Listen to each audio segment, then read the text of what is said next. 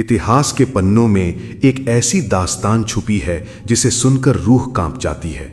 सोचिए, दो मासूम बच्चे, उम्र इतनी कम कि ठीक से दुनिया भी नहीं देखी, लेकिन उनके हौसले ऐसे कि बादशाहों की सल्तनत हिल गई। ये कहानी है बलिदान की, ये कहानी है सच और जुल्म के टकराव की, और ये कहानी है गुरु गोबिंद सिंह जी के 4 साहिबजादों की। आज हम जानेंगे गुरु गोबिंद सिंह जी के बच्चों को किसने मारा और आखिर क्यों। लेकिन इस सवाल का जवाब एक ही हिस्से में नहीं मिलेगा, क्योंकि यह सिर्फ मौत की कहानी नहीं, ये धर्म, सच्चाई और इंसानियत की आखिरी परीक्षा की कहानी है। 17वीं सदी का भारत, चारों तरफ मुगल सल्तनत का डर, जुल्म, जबरन धर्म परिवर्तन और सत्ता के आगे झुकने की मजबूरी। इसी दौर में जन्म हुआ 10वें सिख गुरु गुरु गोबिंद सिंह जी का, जिन्होंने अन्याय के सामने झुकना नहीं बल्कि खालसा पंथ की स्थापना कर जुल्म के खिलाफ आवाज उठाना सिखाया। गुरु गोबिंद सिंह जी के 4 बेटे थे, जिन्हें हम 4 साहिबजादे कहते हैं। 2 बड़े बेटे साहिबजादा अजीत सिंह जी और साहिबजादा जुझार सिंह जी, और 2 छोटे बेटे साहिबजादा जोरावर सिंह जी और साहिबजादा फतेह सिंह जी। चारों बच्चों को बचपन से ही शस्त्र, शास्त्र और धर्म की शिक्षा दी गई थी। उन्हें सिखाया गया था, सच्चाई के लिए मरना आसान है, लेकिन झूठ के सामने झुकना सबसे बड़ा पाप है। लेकिन समय आ रहा था जब यह शिक्षा सिर्फ शब्द नहीं बल्कि इतिहास बनने वाली थी। आनंदपुर साहिब पर मुगलों और पहाड़ी राजाओं ने हमला किया। चारों तरफ घेराबंदी, भूख, प्यास और विश्वासघात, और यहीं से शुरू होती है 4 साहिबजादों की वो यात्रा जो उन्हें अमर बना देती है। आनंदपुर साहिब, जहां महीनों से मुगल सेना और पहाड़ी राजाओं की घेराबंदी थी। अंदर सिख भूखे थे, प्यासे थे, लेकिन उनका हौसला अब भी अडिग था। मुगलों ने चाल चली, कसम खाई, अगर गुरु गोबिंद सिंह जी किला छोड़ दें तो उन्हें और उनके परिवार को सुरक्षित जाने दिया जाएगा। बहुत सोच विचार के बाद सिखों की सलाह पर गुरु गोबिंद सिंह जी ने किला छोड़ने का फैसला किया, लेकिन यह कसम सिर्फ एक धोखा थी। जैसे ही गुरु परिवार सरसा नदी के किनारे पहुंचा, अंधेरी रात, तेज बारिश और उफनती नदी, अचानक मुगल सेना ने हमला कर दिया। अफरा तफरी मच गई। इसी भगदड़ में गुरु परिवार बिछड़ गया। एक तरफ गुरु गोबिंद सिंह जी अपने 2 बड़े बेटों साहिबजादा अजीत सिंह जी और साहिबजादा जुझार सिंह जी के साथ, दूसरी तरफ गुरु माता गुजरी जी अपने 2 छोटे पोतों साहिबजादा जोरावर सिंह जी और साहिबजादा फतेह सिंह जी के साथ। ठंडी रात, गीले कपड़े और चारों ओर दुश्मन। इसी बीच एक नाम सामने आता है, गंगू ब्राह्मण। वही गंगू जो कभी गुरु घर में सेवक हुआ करता था, जिस पर भरोसा किया गया, जिसे अपना माना गया। उसने कहा, माता जी, आप मेरे घर चलिए, यहां आप सुरक्षित रहेंगी। मजबूरी में माता गुजरी जी और दोनों छोटे साहिबजादे गंगू के साथ चल पड़े। लेकिन किसे पता था, जिसे सहारा समझा जा रहा है वही सबसे बड़ा धोखेबाज निकलेगा। रात के सन्नाटे में गंगू की नीयत बदल चुकी थी और लालच ने इंसानियत को मार डाला। गंगू ब्राह्मण का घर, ऊपर से शांति, लेकिन अंदर लालच की आग जल रही थी। रात के अंधेरे में जब माता गुजरी जी और दोनों छोटे साहिबजादे थक कर सो गए, गंगू की नजर उन पैसों और गहनों पर पड़ी जो माताजी आपात समय में साथ लेकर चली थी। और यहीं एक सेवक, एक इंसान, एक भरोसेमंद चेहरा गद्दार बन गया। गंगू ने चोरी की और चोरी पकड़ी भी गई। सुबह जब माता गुजरी जी ने अपने पैसे गायब दिखे तो गंगू से सवाल किया, लेकिन गंगू ने उल्टा माताजी पर ही इल्जाम लगा दिया। डर के मारे अपनी चोरी छुपाने के लिए गंगू सीधे पहुंचा मुगल अधिकारियों के पास। उसने कहा, मेरे घर में गुरु गोबिंद सिंह जी की मां और उनके छोटे बेटे छुपे हुए हैं। बस इतना कहना था। इनाम का लालच और गुरु परिवार को पकड़ने का मौका, मुगल सैनिक तुरंत गंगू के घर पहुंच गए। माता गुजरी जी और दोनों छोटे साहिबजादों को गिरफ्तार कर लिया गया। बर्फ जैसी ठंड, कम उम्र और ऊपर से कैद। उन्हें ले जाया गया सरहिंद। वहां का हाकिम था वजीर खान, एक ऐसा शासक जिसे सत्ता चाहिए थी, और गुरु गोबिंद सिंह जी की खामोशी। सरहिंद पहुंचते ही दोनों मासूम साहिबजादों को एक अंधेरी ठंडी मीनार में कैद कर दिया गया, जिसे इतिहास ने नाम दिया ठंडा बुर्ज। और वहीं शुरू हुआ धर्म की सबसे कठोर परीक्षा का दौर। सरहिंद का ठंडा बुर्ज, नाम भले ही ठंडा, लेकिन अंदर का दर्द इतिहास को जला देने वाला था। कड़ाके की सर्दी, ऊपर से खुले आसमान के नीचे दो मासूम बच्चे, साहिबजादा जोरावर सिंह जी 9 वर्ष के और साहिबजादा फतेह सिंह जी 7 वर्ष के। न गर्म कपड़े, न ठीक खाना, न आराम।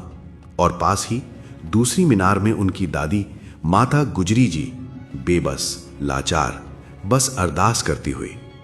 कुछ देर बाद साहिबजादों को दरबार में पेश किया गया।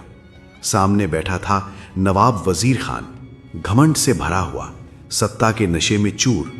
वजीर खान ने कहा, तुम छोटे हो, अगर इस्लाम कबूल कर लो तो तुम्हें जिंदगी, ऐश और शान सब कुछ मिलेगा। पूरा दरबार सन्न था। सब सोच रहे थे इतने छोटे बच्चे डर के मारे टूट जाएंगे, लेकिन इतिहास यहीं पलटा। साहिबजादा जोरावर सिंह जी ने कहा, हमने अपने पिता से सीखा है, धर्म बदलकर जीने से धर्म पर मरना बेहतर है। छोटे साहिबजादा फतेह सिंह जी ने कहा, हम सिख पैदा हुए हैं और सिख ही मरेंगे। दरबार हिल गया। वजीर खान का चेहरा लाल पड़ गया। इतनी छोटी उम्र और इतना बड़ा साहस। गुस्से में वजीर खान ने सजा टाल दी और आदेश दिया कि बच्चों को फिर से ठंडे बुर्ज में डाल दिया जाए। लेकिन यह सिर्फ शुरुआत थी। असली क्रूर फैसला अभी बाकी था।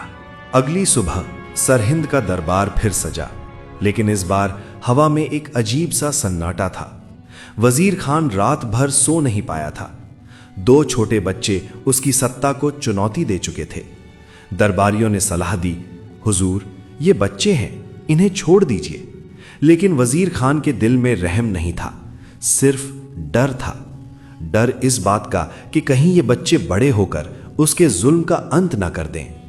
फिर एक और किरदार सामने आता है, काजी। काजी ने फैसला सुनाया, अगर ये बच्चे इस्लाम कबूल नहीं करते तो इन्हें मौत की सजा दी जाए। लेकिन ये कोई आम सजा नहीं थी। वजीर खान ने एक ऐसा हुक्म दिया जिसे सुनकर दरबार भी कांप उठा। आदेश हुआ, दोनों साहिबजादों को जिंदा दीवार में चुनवा दिया जाए। सोचिए, 9 साल और 7 साल के बच्चे और ऐसी क्रूर सजा।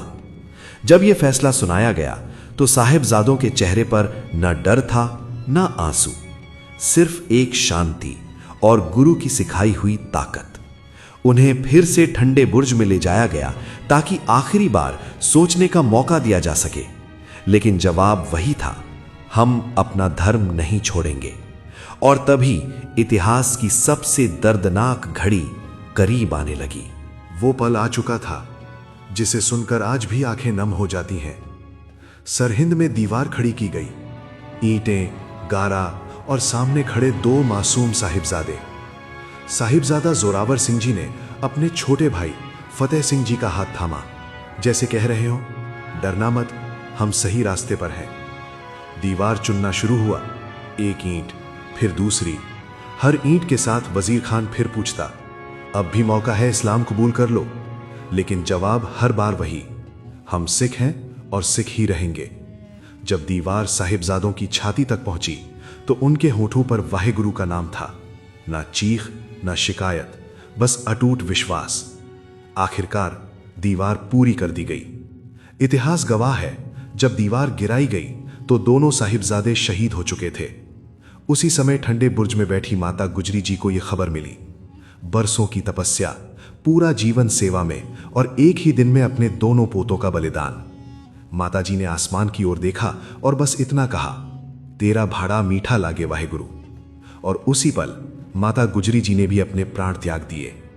3 बलिदान एक ही दिन। लेकिन कहानी अभी पूरी नहीं हुई थी।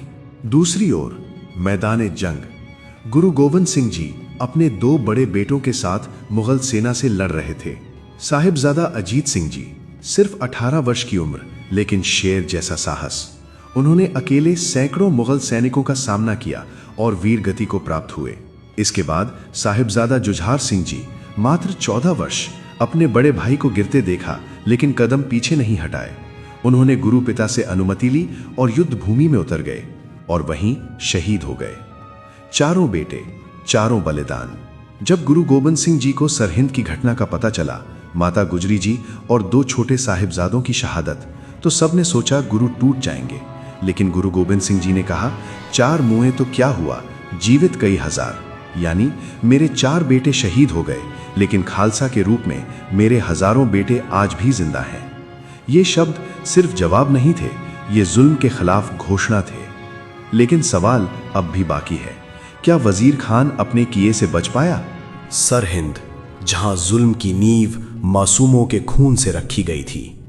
वजीर खान को लगा उसने गुरु गोविंद सिंह जी को कमजोर कर दिया है। चारों बेटे शहीद, माता गुजरी जी भी नहीं रहीं।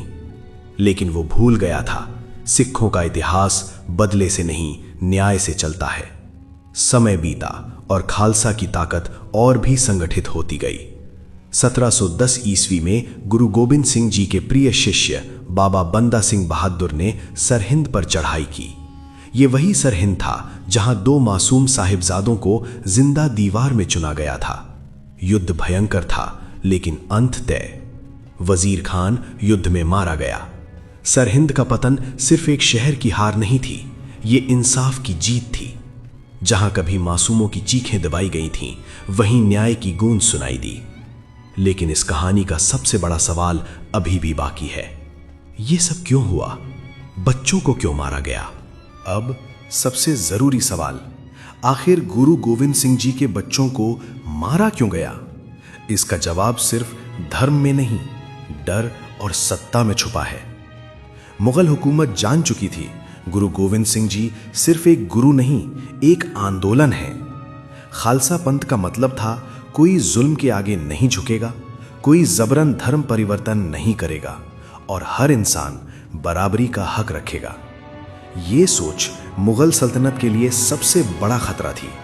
वजीर खान और मुगल दरबार डरते थे कि अगर गुरु के बच्चे जिंदा रहे तो आने वाली पीढ़ियां और भी ताकतवर होंगी। इसलिए उन्होंने सोचा, जड़ काट दो, गुरु को अंदर से तोड़ दो। लेकिन वे ये नहीं समझ पाए कि गुरु गोविंद सिंह जी अपने बच्चों को राजकुमार नहीं, संत सिपाही बना रहे थे। छोटे साहिबजादों की शहादत सिर्फ 2 बच्चों की मौत नहीं थी, वो एक संदेश था। धर्म दबाव से नहीं बदलता, सच्चाई उम्र नहीं देखती और बलिदान कभी व्यर्थ नहीं जाता। आज भी साहिबजादा जोरावर सिंह जी और साहिबजादा फतेह सिंह जी हमें सिखाते हैं, डर के आगे झुकना हार है। अब बस आखिरी हिस्सा बाकी है, जहां ये कहानी आपसे सीधा सवाल करेगी। आज सदियां बीत चुकी हैं, लेकिन सरहिंद की वो दीवार आज भी सवाल करती है। अगर 7 और 9 साल के बच्चे धर्म और सच्चाई के लिए मौत से नहीं डरे, तो हम आज किस बात से डरते हैं? 4 साहिबजादों का बलिदान सिर्फ सिख इतिहास नहीं है, ये इंसानियत का आईना है। उन्होंने हमें सिखाया, सच्चाई उम्र नहीं देखती, धर्म ताकत से नहीं बदला जा सकता और जुल्म चाहे कितना भी बड़ा हो, अंत में हारता वही है। गुरु गोविंद सिंह जी के बच्चों को वजीर खान ने मारा क्योंकि वो सच्चाई से डरता था, बराबरी से डरता था और खालसा की सोच से डरता था। लेकिन इतिहास ने साबित कर दिया, मारे गए वो बच्चे नहीं थे, मरी थी जालिम सोच। आज अगर हम इस कहानी को सिर्फ एक वीडियो या कहानी समझकर भूल जाएं, तो ये बलिदान अधूरा रह जाएगा। अगर आपको लगता है कि 4 साहिबजादों का बलिदान हर इंसान को पता होना चाहिए, तो इस कहानी को जरूर शेयर करें। कमेंट में लिखें वाहेगुरु, ताकि ये शहादत सिर्फ इतिहास में नहीं, हर दिल में जिंदा रहे। और ऐसे ही सच्ची अनसुनी इतिहास की कहानियों के लिए चैनल को फॉलो या सब्सक्राइब करना न भूलें। वाहेगुरु जी का खालसा, वाहेगुरु जी की फतेह।